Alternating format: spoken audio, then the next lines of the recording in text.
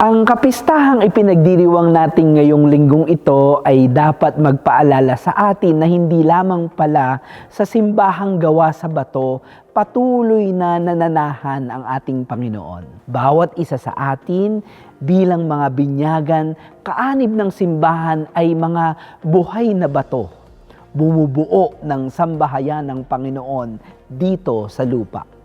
Tayo rin, pinananahanan ng Espiritu Santo ang Panginoong Diyos, ninais na lumukob sa bawat isa sa atin.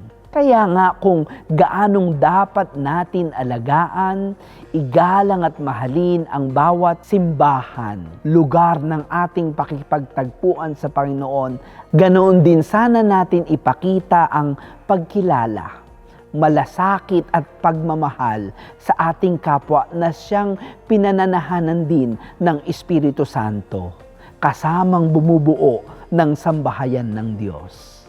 Wala ni isa sa atin ang dapat ay magsasalita ng nakasasakit sa kapwa o gagawa ng anumang bagay na makakasira sa kahit sinong miyembro ng sambahayan ng Diyos. Pagsumikapan nating patuloy na maglakbay ng sama-sama tungo sa buhay na banal.